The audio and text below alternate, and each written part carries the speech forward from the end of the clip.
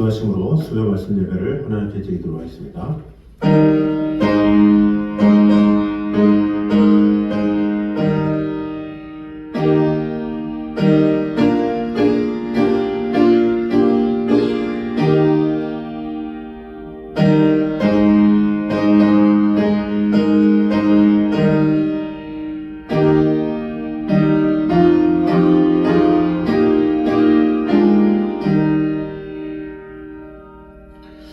예수께서 또 이르시되 너희에게 평강이 있을지어다. 아버지께서 나를 보내신 것 같이 나도 너희를 보내노라. 너희가 누구의 죄든지 사하면 사하여질 것이요 누구의 죄든지 그대로 두면 그대로 있으리라 하시니라. 우리에게 평강과 은혜와 사랑을 주시는 주님의 은혜를 찬양합니다.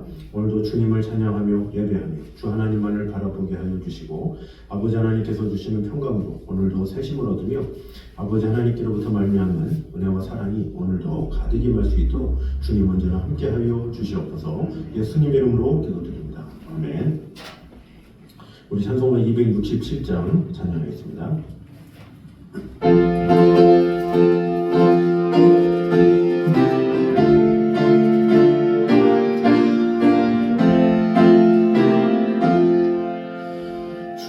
할렐루야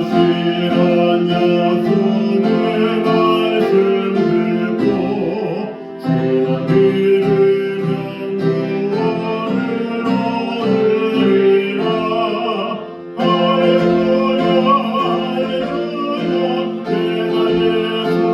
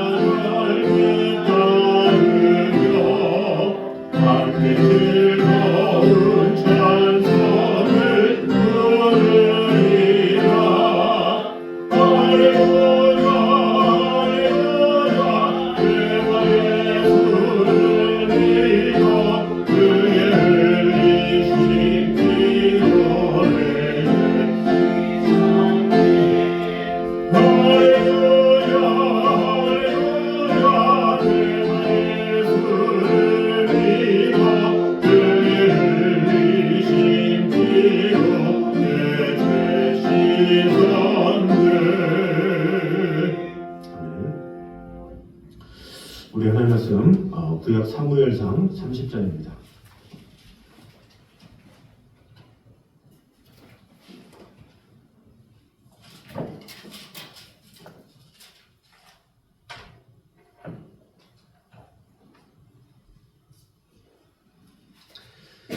사무엘상 30장 1절에서 6절까지 말씀입니다. 구약 458페이지나 459페이지입니다.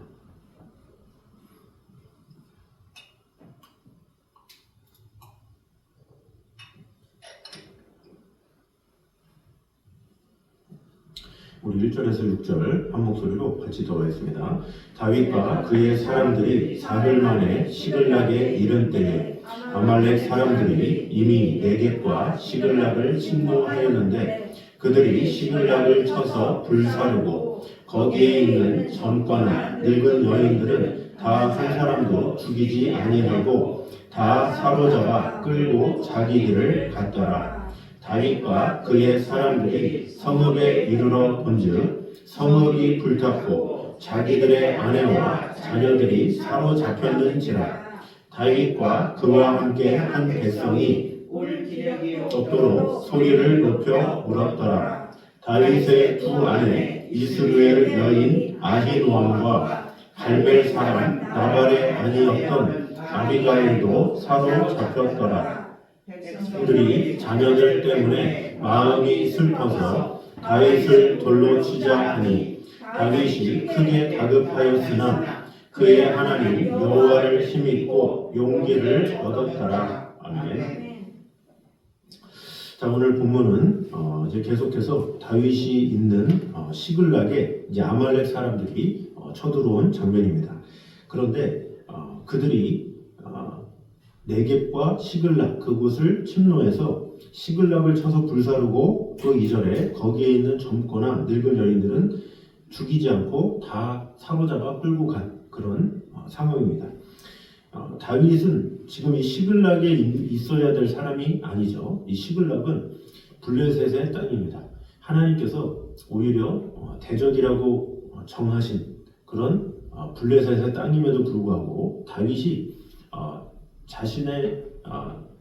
자신을 쫓는 그 왕인 사울에게 피하기 위해서 이 지금 블레셋 땅인 시글락으로 간 것이죠.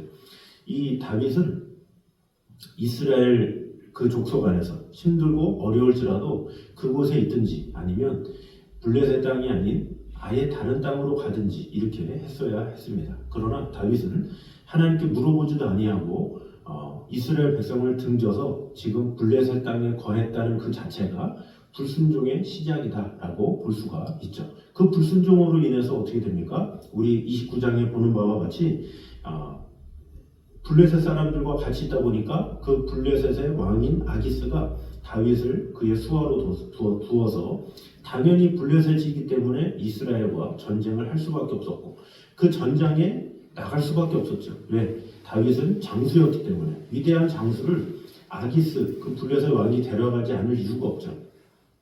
어린 시절에 골리앗을 죽였던 그런 위대한 다윗 용사가 자신의 수하에 있으니 얼마나 이 아기스는 위험이 등등했겠습니까? 그래서 다윗을 부하로 삼아서 이스라엘과 전쟁하려고 대면하는 장면이 29장에 나오죠. 그런데 그 장면을 아기스의 방백들이 말립니다. 도대체 이 사람은 어떻게 믿고 이 전장에 나가게 합니까? 하면서 방백들이 아기스 왕을 설득해서 결국에는 아기스 왕은 어쩔 수 없이 다윗을 시글락으로 다시 보내는 장면이 29장의 마무리죠. 그래서 이 다윗과 그와 함께했던 용사들은 시글락으로 다시 돌아간 거예요. 근데 돌아갔는데 벌어진 일들이 오늘 있는 본문의 상황입니다. 그래서 2절에 젊거나 늙은 여인들은 한 사람도 죽이지 아니하고 다 사로잡아 끌고 자기 길로 갔더라. 아멜렉 사람들이 그랬다는 거죠. 그리고 3절에 보니까 다윗과 그의 사람들이 성읍에 이르러 본즉 성읍이 불탔고 자기들의 아내와 자녀들이 사로잡혔는지라 이렇게 말을 하고 있습니다. 성읍이 불탔다라는 것은 전쟁할 수 있는 것, 또 성읍이 불탔다라는 것은 공격할 수 있는 모든 것이 다 망가져 있는 상태다라는 것을 알려주고 있고, 또 자녀와 아내들이 다 사로잡혔다라는 것은 그들의 가정의 집기까지도 모두 큰 피해를 입은 그런 상황이라고 볼 수가 있죠. 그 큰 피해를 입은 상황에서 자녀들과 아이들은 아말렉 사람들이 모두 포로로 끌고 가고 말았습니다. 자, 이런 현실을 통해서 우리에게 주시는 교훈들을 오늘 보도록 하겠습니다. 먼저 하나님과 무관하게 이룬 모든 것은 허무로 돌아올 수밖에 없음을 말씀합니다. 우리 2절과 3절에서 말했지만 지금 아말렉 사람들이 이 지금 시글락에 가서 성읍을 불태우고 자녀들을 사로잡고 아내들을 다 사로잡고 사람들을 포로로 삼은 그런 장면이 나오죠. 사실 시글락은 처음에도 언급했지만 다윗이 있어야 할 곳이 아니죠. 다윗이 있어야 할 곳은 당연히 이스라엘 백성들의 터 안에 있어야 하나님의 사람으로서 앞으로 기름 부을 왕으로서 준비되기가 가장 좋았겠죠. 아무리 사울을 피하려고 했다 할지라도 이스라엘의 약간 구석에 변방이든지 아니면 또 다른 이웃을 찾아갈 수 있음에도 불구하고 다윗은 너무나도 급한 나머지 블레셋 땅으로 망명을 했죠. 그 블레셋 땅으로 갔다는 그 자체가 무엇이냐? 불순종의 시작이라고 볼 수가 있습니다. 하나님께 질문하지 아니하고 하나님 앞에 어떻게 해야 될지를 전혀 물어보지도 아니하고 다윗은 임의대로 자신의 몸이 혼자라면 모르는데 자신의 가족들, 자신과 함께 따랐던 그 사람들, 우리가 전에 기록에 본 것과 같이 이 따랐던 사람이 적어도 400에서 600명, 그러니까 아이들과 어른까지 하면 1,500명, 한 요 정도 되는 사람들이죠. 그러니까 한 부락을 이룰 수 있는 큰 마을의 사람들을 데리고 다윗은 갔다라는 거죠. 그것도 임의대로 하나님께 물어보지도 아니하고 시글락으로 간 그런 다윗의 모습을 볼 수가 있습니다. 그런 불순종으로 인해서 지금 결과가 어떻게 됐습니까? 아말렉이 쳐들어와서 성읍을 불사르고 자녀들과 아내를 빼앗아 갔다. 이것은 무엇입니까? 하나님이 없는, 하나님께서 허락하시지 않은 이런 모든 것은 다 허무로 끝날 수밖에 없다라는 것을 알려주고 있습니다. 하나님과 동행함이 아니고 하나님께 물어봄이 아니고 그저 자기 임의대로 자기 뜻대로 자기의 욕심대로 했다가 결국에는 안 좋은 결과가 오게 되었다라는 것입니다. 나름 그들의 힘을 다해서 애쓰고 노력해서 여기 이 시글락에서 나름 정신 차리고 열심히 한번 해보자 마음을 다했겠죠. 그런 1,000여 명의 그 사람들이 마음을 다해서 그 마을을 이루고 했지만 결국에는 하나님께서 허락하시지 않은 그 일이었기 때문에 결국에는 무너질 수밖에 없었다라는 것이 오늘 본문을 통해서 교훈하고자 하는 것입니다. 결국 하나님과 무관하게 이룬 번영과 또 평안 이런 결국은 무너질 수밖에 없다라는 것을 알 수가 있습니다. 그리고 영원히 지속될 수가 없죠. 하나님께서 허락하시지 않은 것은 잠시 잠깐은 유익이 될 수 있지만 잠시 잠깐은 쉼이 되고 피난처가 될 수 있지만 영원한 쉼이나 영원한 피난처가 될 수 없다라는 거죠. 솔로몬도 우리가 전도서 말씀을 보지만 전도서 말씀에서 이렇게 말하고 있죠. 2절에서 헛되고 헛되며 헛되고 헛되니 모든 것이 헛되도다 하면서 사람이 해 아래에서 수고하는 모든 수고가 자기에게 무엇이 유익한고 이렇게 반문하고 있습니다. 사람들이 아무리 노력하고 헌신하고 마음을 다해서 정성을 다해서 산다 할지라도 하나님이 없는 뭔가 하나님이 빠진 이런 수고는 결국에는 허무로 돌아갈 뿐이다. 이것을 알려주고 있는 것이죠. 전도서 2장 17절에도 계속해서 이렇게 말합니다. 내가 사는 것을 하나였노니 이는 해 아래에서 하는 일이 내게 괴로움이요 다 헛되어 바람을 잡으려는 것이미로다. 이렇게 말하면서 그가 최종적으로 전도서 12장 1절에 뭐라 그럽니까? 너는 청년의 때 곧 공고한 날이 이르기 전 나는 아무 낙이 없다고 할 해가 가깝기 전에 너희 창조자를 기억하라. 이렇게 말을 하고 있습니다. 창조자가 없는 열심, 창조자가 없는 수고는 다 험으로 돌아갈 뿐이다. 그래서 너는 빠른 시기에 하나님을 알아라, 하나님을 찾으라 이렇게 말을 하고 있는 것이죠. 지금 다윗도 이스라엘의 장군으로서 뭔가 이스라엘을 위해서지만 결국에는 하나님을 위해서죠. 왜? 이스라엘은 하나님이 세우신 나라고 하나님께서는 그 나라를 통해서 큰 일을 이루길 원하시고 앞으로 메시아가 장차 오게 될 것을 예비하신 것이 바로 하나님께서 세우신 이스라엘인데 다윗은 그 마음을 이스라엘에게 향한 것이 아니라 오히려 엉뚱한 아말렉 족속에 시글락에 터를 두고 있었다. 그것 자체가 시작이 잘못되었다는 것을 볼 수가 있습니다. 그리고 그에게는 큰 잘못된 욕심이었다라는 거죠. 그래서 이 솔로몬도 이 하나님이 없는 그런 삶은 허무와 같다라고 했던 것처럼 다윗도 하나님의 사람이지만 그 당시에는 하나님을 저버린 채 그리고 긴 시간 동안 시빌락에 머물면서 많은 것을 잃어버린 그런 안타까운 현실에 처했다라는 것이죠. 그러므로 우리는 모든 일을 함에 있어서 먼저 하나님을 기억하고 하나님의 뜻인지 하나님의 마음 가운데는 어떤 뜻이 있는지를 잘 헤아리며 나아가는 그런 태도가 필요하다라는 것입니다. 창세기 11장에 보면 바벨탑 사건이 나오죠. 이 바벨탑 사건도 무엇입니까? 그들이 노아 홍수 이후에 이제 사람들이 뭉치기 시작했죠. 그러면서 건물을 짓죠. 그런 건물을 건설하면서 이 교만함이 가득했습니다. 그때 하나님께서 이렇게 말씀하십니다. 여호와께서 인생들의 쌓는 성과 대를 보시려고 강림하셨더라.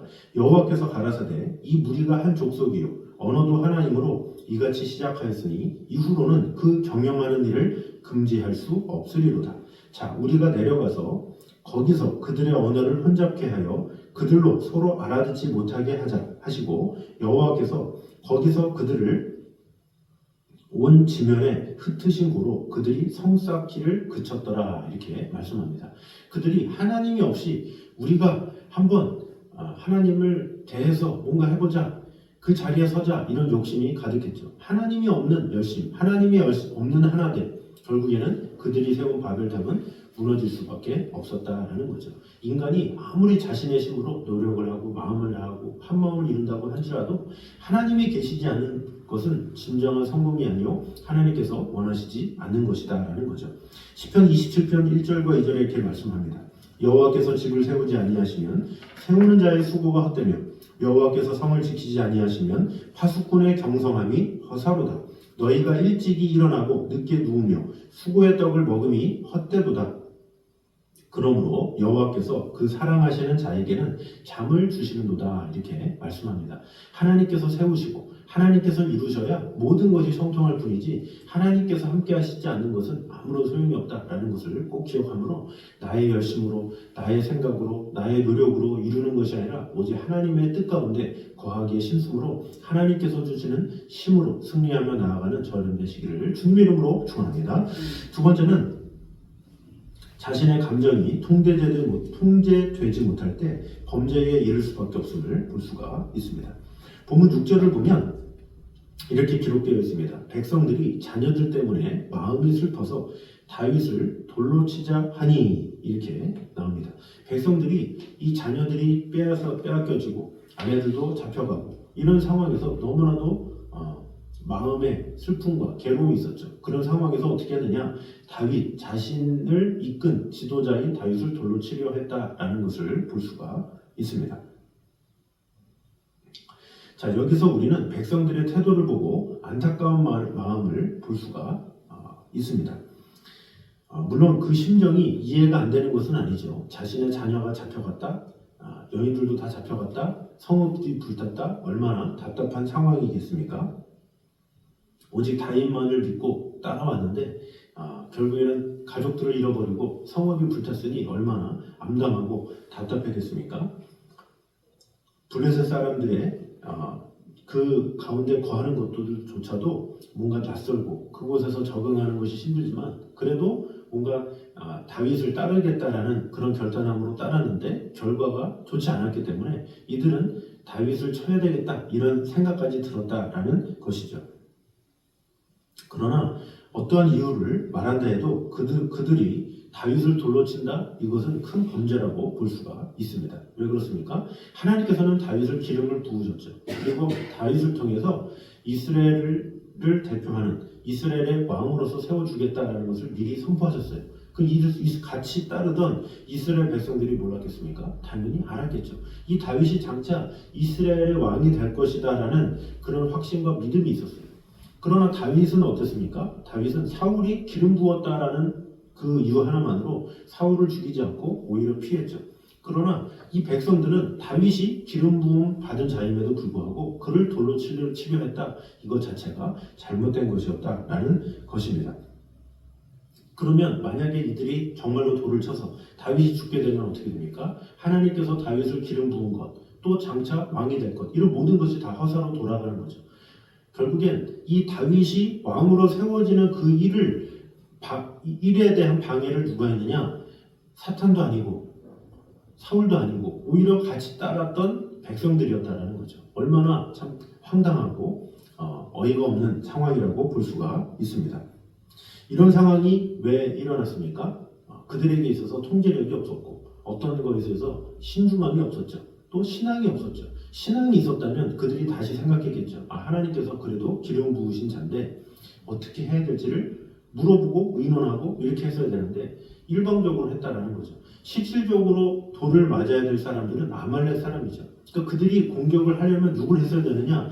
당장 가서 아말렉을 쫓아갔어야 되죠. 그러나 그렇지 아니하고 그 시야가 오히려 다윗에게 쏠리고 그로 인해서 이 다윗만 위급함에 처하게 될 수밖에 없었다라는 것입니다.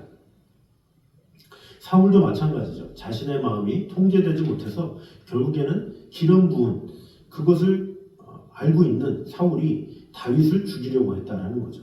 백성들이 자신보다 다윗을 칭송했다라는 그 이유 하나만으로 시기와 질투 때문에 다윗을 죽이려고 늘 따라다녔다는 것, 이것 자체도 바로 하나님의 뜻을 거스르는 것이라고 볼 수가 있죠.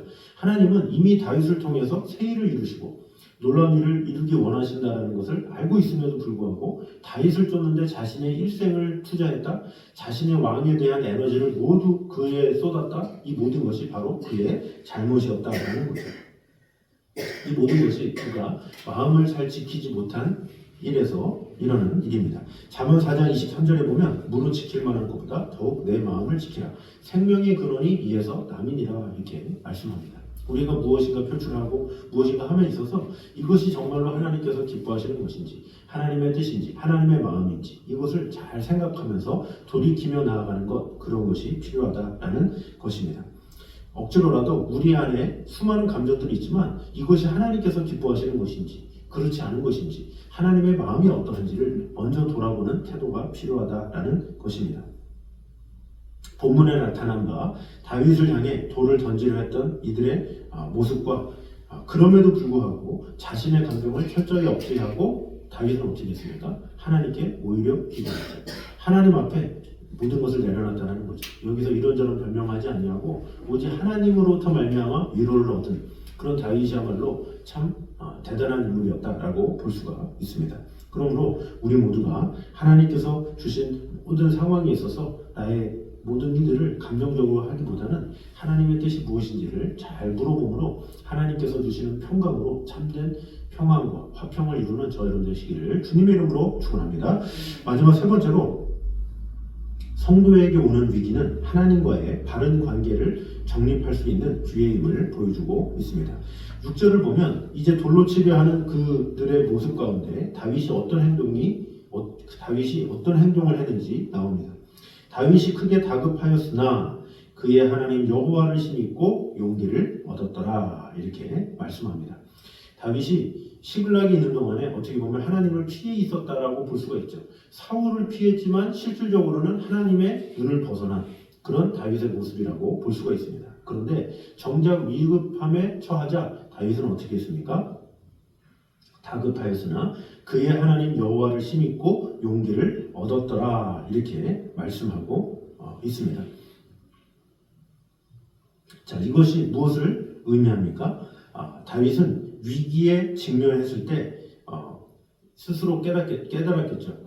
내가 하나님의 말씀에 불순종해서 이런 징계가 왔구나 생각하면서 오히려 그 고난을 통해서 하나님께 돌아갈 수 있는 기회로 삼았다라는 거죠. 오히려 하나님께 물어보며 하나님 제가 이런 불순종 때문에 이런 일이 일어났군요 하면서 하나님과의 관계에 초점을 맞췄다라는 거죠. 이 다윗에게 있어서의 위대함은 바로 그런 것입니다. 자신의 어떤 어려움이나 또 잘못함이나 괴로움이 있다면 당장 하나님 앞에 가서 회개하고 엎드리고 자복하고 이런 태도가 참으로 위대한 태도라고 볼 수가 있죠. 사실 역사적으로 보면 다윗보다 덜한 사람이 더 많지 더한 사람은 없습니다. 이 다윗이 이 악들이 얼마나 많습니까? 잘못된 행동을 얼마나 많이 했습니까? 그러나 그에게 있어서 위대함은 바로 돌이킴에 있었다라는 거죠. 나단 선지자가 이야기했을 때 바로 돌이키고 회개하고 하나님 앞에 나아가는 태도, 이런 것이 하나님 보시기에 귀한 일이었다라는 거죠. 그래서 요한복음 사도행전 14장 10절에도 내 마음에 합한 사람이라 내 뜻을 다 이루게 하리라 이렇게 말씀하신 것이죠. 그러므로 하나님께서 원하시는 사람은 실수하지 않는 사람이 아니라 회개하지 않는 사람임을 우리는 알아야 합니다. 어떤 상황에서도 자신의 연약함을 인정하고 내려놓고 하나님 앞에 나아갈 때 하나님께서는 그를 불쌍히 여겨주시고 다시금 기회를 주시고 은혜 주신다라는 사실입니다. 그러므로 우리는 하나님의 징계로 위기가 닥칠 때라도 오히려 이것이 하나님께로 돌아오라는 뜻이구나 라는 생각을 가지고 하나님께 돌아가 우리의 마음을 토하고 우리의 모든 것을 내려놓을 때 하나님께서는 우리의 태도를 통해서 놀라운 일과 역사를 이루어 주신다는 것을 알아야 합니다. 시편 119편 67절에 고난당하기 전에는 내가 그릇 행하였더니 이제는 주의 말씀을 지키나이다 이렇게 말씀하고 있습니다. 오히려 고난을 통해서 다시금 주님께로 돌아가고 그런 온전한 관계 가운데 결국 이 모든 것들을 이 뒤에 보면 해결하는 다윗의 모습을 보게 됩니다. 이 해결을 물론 다윗이 한 게 아니라 하나님께서 하도록 해주셨죠. 결국엔 하나님께로 돌아가는 자에게 하나님은 은혜를 주시고 모든 일들을 해결할 수 있도록 함께 하신다라는 사실을 꼭 기억함으로 우리에게 어떤 일이 있든지 어떤 고난이 있든지 어떤 상황이 있든지 이것을 통해서 하나님께서 나를 통해서 이루고자 하시는 것이 무엇인지를 분명히 알아서 어려울 때일수록 힘들 때일수록 하나님께 나아가 자복할 것은 자복하고 하나님 앞에 내어놓을 것은 내어놓음으로 하나님께서 주시는 기쁨과 평안함으로 오늘도 승리하며 나아가는 저 여러분 되시기를 주님의 이름으로 축원합니다. 기도하겠습니다. 사례 중에 감사합니다. 다윗은 위기를 간신히 넘겼지만 또 다른 위기를 만나게 되었습니다. 산 넘어 산에 참 어려운 위기가 있었습니다. 하나님의 뜻을 어겼기 때문에 더 큰 어려움이 있었습니다. 그러나 이런 상황 가운데 하나님께 다가갔고 하나님께 간구했고 하나님께 기도함으로 하나님의 참된 위로를 얻는 그런 모습을 보게 되었습니다. 주님, 우리가 사는 동안에도 수많은 어려움이 있을 줄 압니다. 그러나 이런 어려움이 있다 할지라도 즉시 하나님께로 돌아가 참된 위로를 얻고 참된 평안을 얻는 성도들이 되게 하여 주시옵소서. 내 마음으로 내 생각으로 하나님이 없는 상태에서의 생각이 아니라 오직 하나님이 함께 하심으로 하나님께서 모든 것을 지키시고 돌보심으로 모든 것을 이루기에 부족함이 없는, 그래서 하나님이 우리의 삶의 중심이 되셔서 모든 것을 주관하시는 하나님의 영광만을 바라보며 나아가는 우리 성도들의 삶이 되게 하여 주시옵소서. 예수님 이름으로 기도드립니다. 아멘. 우리 찬송가 369장 찬양하겠습니다.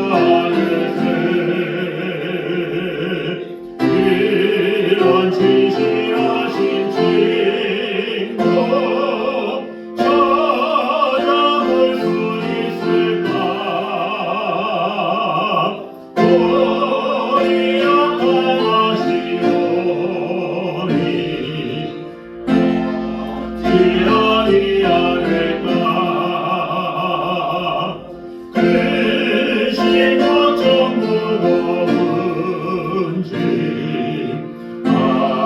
이진자 누군가 귀한 저를 우리 예수 이루게 기도드리세 세상 짓고 멸시하고 너를 조롱하여도 예수 품에 안기어서 잠들기로 하겠네.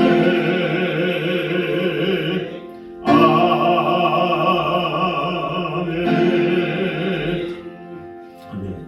이제 우리 예수 그리스도의 은혜와 아버지 하나님의 무한하신 사랑과 성령님의 교통하심이 늘 우리와 함께 계심이 오늘도 가득히 많은 것을 오늘도 경험하기 원하는 이 자리에 있는 모든 성도들 위해 이제부터까지 함께 있기를 간절히 축원하옵나이다. 아멘.